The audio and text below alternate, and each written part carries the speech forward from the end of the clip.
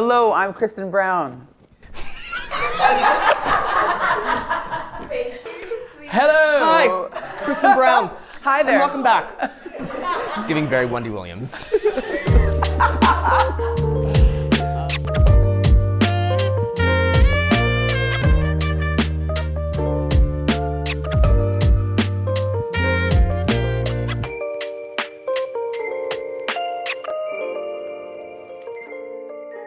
Hi, I'm Christin Brown. And I'm David Lopez, and we're kicking off the DevaCurl Academy Pro Artist Series today. We're going to be talking all about our classes that we're teaching. Yes, we are. Our journey in the hair industry, and getting to know each other a little more intimately, and our thoughts about the hair industry as a whole. So let's go ahead and get started. Will you be there? Let's go.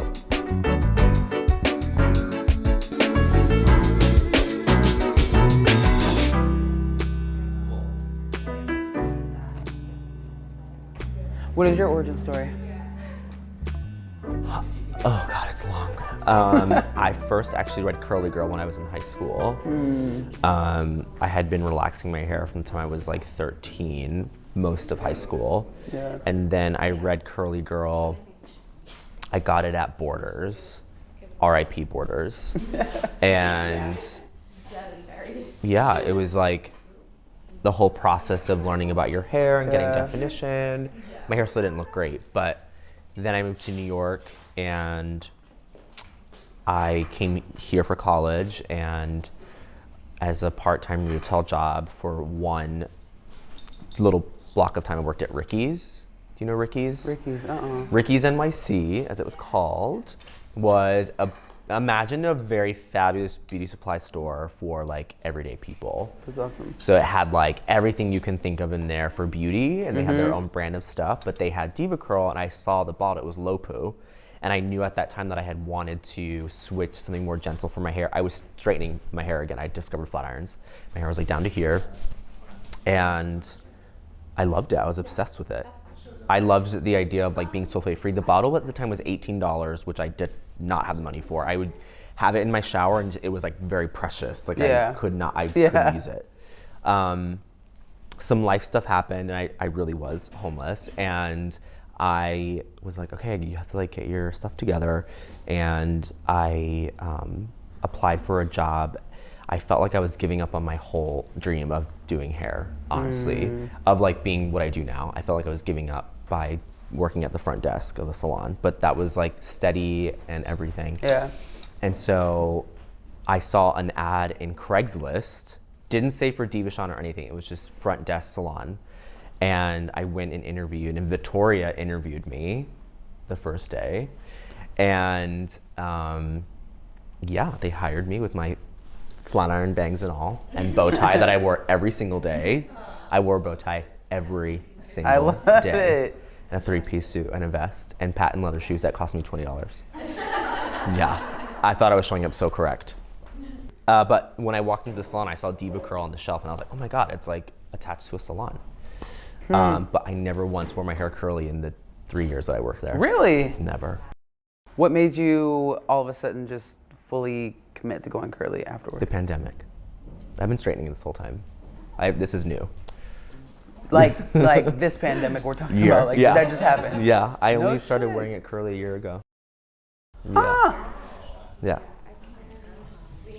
That bounce back is real. Did you do a big chop, or did you transition You know, I out? stopped keratining first. Okay. A year before the pandemic. Y'all should be stopped rolling on keratining. this. I'm just saying. Not And then stop keratin. the pandemic allowed me to just start like trying to wear it curly, but you need length for that. My hair like right now goes down to here. But when I would wear it curly at the state that I wore it and was straight, I looked like Sophia from Golden Girls. It was not the moment. I look at videos now I filmed a year ago, I was like, oh, rough. But I knew there was a process there. It came with my own journey of self-exploration about my gender identity. And I think that when you are on a journey of finding out your truth, I think everything else falls into place, and my hair was one of them. Absolutely. BLM was a huge wake-up call for me, and how as a multiracial and person from a part of the world that's an ethnicity and not a race, how I aligned myself with whiteness by straightening my hair. And how deeply ingrained that is in people from the Caribbean to, well, you're not black, but you're also not white. So if you have to choose between the two, you're gonna choose being white. And how do you align yourself with whiteness is to straighten your hair. So once I did that work about like my internalized homophobia and internalized racism, it became really hard to stay in the structure of not expressing my gender identity and also keep straightening my hair, because I was straightening my hair not because of a stylistic choice, I was straightening my hair for an acceptance choice, which is not authentic, it's not real. So I was like, it's time to stop straightening your hair, and my whole life has changed for the better, for sure. I think it's in looking at you, that's the most fascinating thing, is it looks like you've been doing this forever. You look so authentic in it. You look so like, oh yeah, that's just David. Like that's just who David is. But I think it's really fascinating to know that this is also relatively on the newer end, and that's what's so, I think, empowering for people to hear is the fact that you can change and adapt and adjust multiple times in your life, but when you do it for yourself, that's when it's really like unlocking that authenticity.